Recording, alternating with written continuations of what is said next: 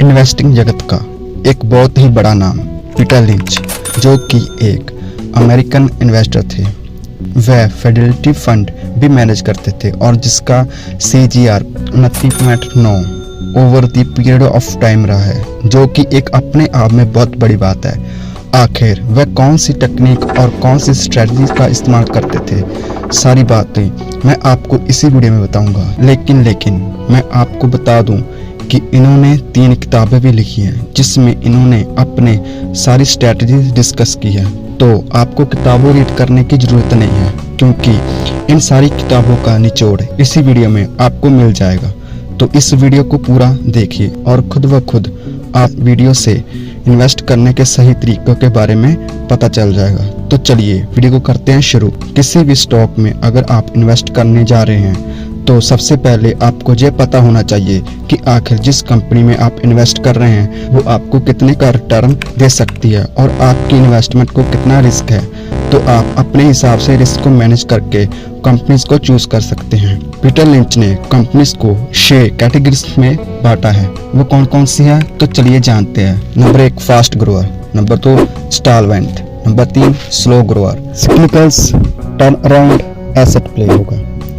और साथ में इन्होंने 8 पैरामीटर्स भी बताए हैं, जिससे आप यूज करके आप खुद की रिसर्च कर सकते हैं। अगर आप खुद से स्टॉक रिसर्च करने में इंटरेस्टेड हो तो इन पैरामीटर्स को जरूर नोट करें। इनके अकॉर्डिंग स्टॉक चूज करें तो डेफिनेटली आपको प्रॉफिट जरूर होगा। तो चलिए हम अपने इन्वेस्टिंग स्टाइल की बात करते हैं, जिसे पीटर लिंच कहते हैं। अगर आप इस तरीके से इन्वेस्टमेंट करते हैं तो आपको डेफिनेटली प्रॉफिट होगा।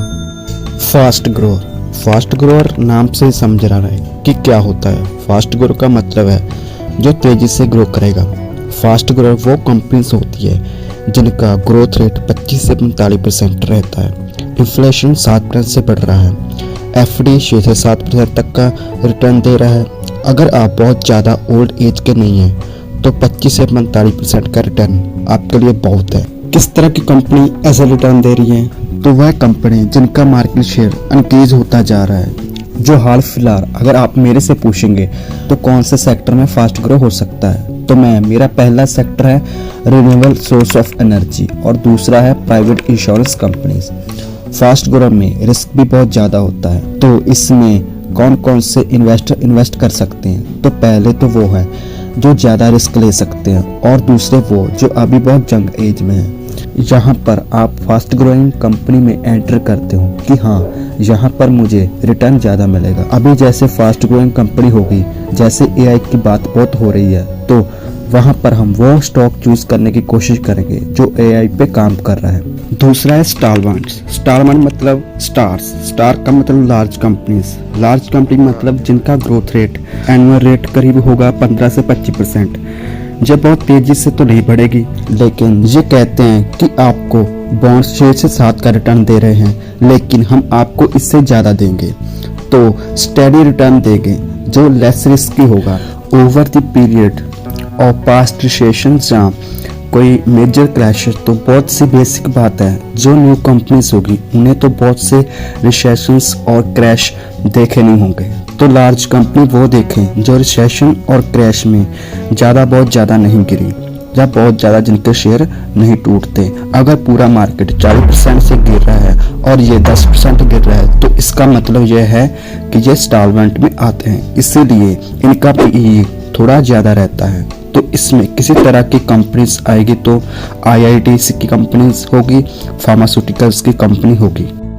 थर्ड नंबर पे है स्लो ग्रोअर। स्लो ग्रो नाम से ही है, यानी कि धीरे धीरे।